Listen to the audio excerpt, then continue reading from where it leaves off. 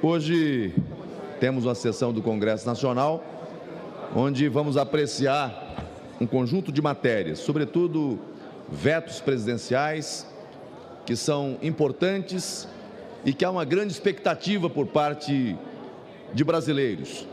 Lei das desonerações, com vetos que impactam especialmente os que mais geram empregos no Brasil, e, de modo particular, a lei do marco temporal, que eu tive a honra de relatar no Senado Federal.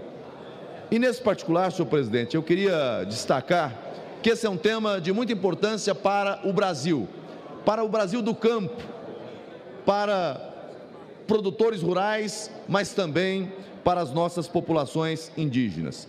E digo que esse é um tema importante porque ele trata da segurança jurídica, da previsibilidade, do direito de propriedade. O presidente Lula vetou a lei do marco temporal. E isso tem gerado inquietação, preocupação no Brasil inteiro. Senhor presidente, esse projeto nasceu justamente das condicionantes postas numa decisão do próprio Supremo Tribunal Federal, quando decidiu o caso Raposa Serra do Sol. Naquele caso, o Supremo Tribunal Federal reconheceu a Constituição de 88 como marco temporal. 14 anos depois, o mesmo Supremo muda de posição para afastar o marco temporal. E agora gerando efeito para todo o Brasil, porque nesse caso tem repercussão geral, tem efeito vinculante. No primeiro caso, só atingia a questão de Roraima. Hoje, o Brasil inteiro está inquieto com essa matéria.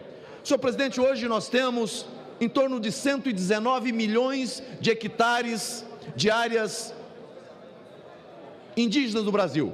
São mais de 600 áreas indígenas no Brasil. Sem o marco temporal, sem essa lei, nós teremos mais pelo menos 118 milhões de hectares destinadas para áreas indígenas no Brasil. Áreas que estão produzindo, áreas documentadas, com títulos dados pelo Estado.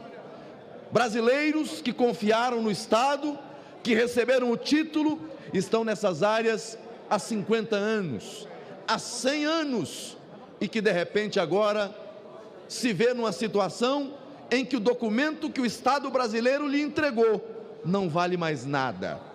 O que vale agora é uma interpretação que diz que o marco temporal não se aplica e que, portanto, o direito dele é inexistente.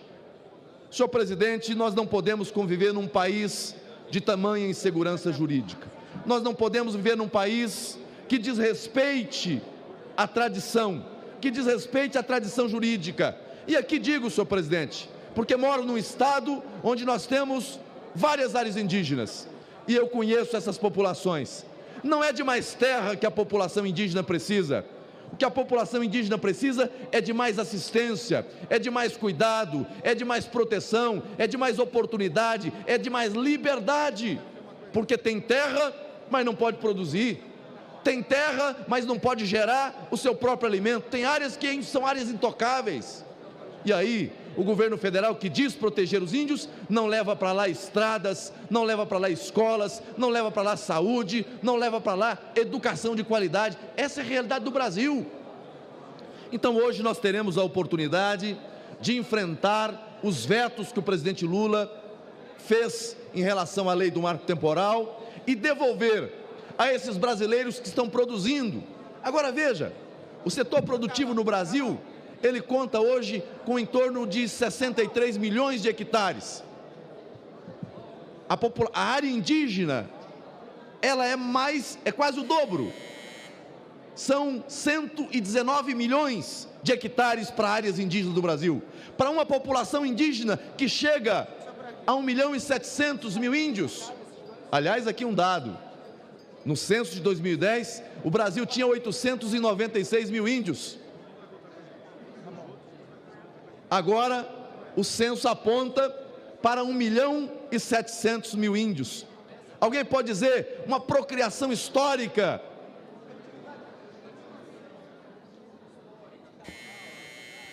uma multiplicação, mas não é por nascimento de novos índios, infelizmente. É porque o critério para a determinação, senador Bagatoli, de quem é índio e quem não é a autodeclaração. Se o cidadão diz que é índio, então é índio.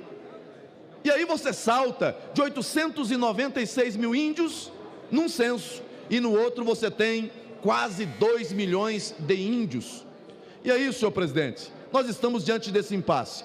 E esse é o momento em que o povo brasileiro, o setor produtivo, conta com o Congresso Nacional para derrubar os vetos ao marco temporal e garantir segurança jurídica para quem está no campo produzindo, segurança jurídica para quem está na terra e paz no campo. E digo paz porque a ausência de um marco legal que estabeleça... Estou concluindo, senhor presidente. Um marco legal que estabeleça essas garantias vai significar mais violência no campo. A intranquilidade já existe. Vejam os senhores o que está acontecendo no estado do Pará hoje. Lá no meu estado de Rondônia, várias áreas também com grandes preocupações. O Brasil não pode conviver com esse nível de insegurança, com esse nível de violência. Nós não queremos violência, nós queremos paz no campo, para índios e para não índios, e paz para quem está trabalhando e produzindo alimentos para o Brasil e para o mundo. Muito obrigado, senhor presidente.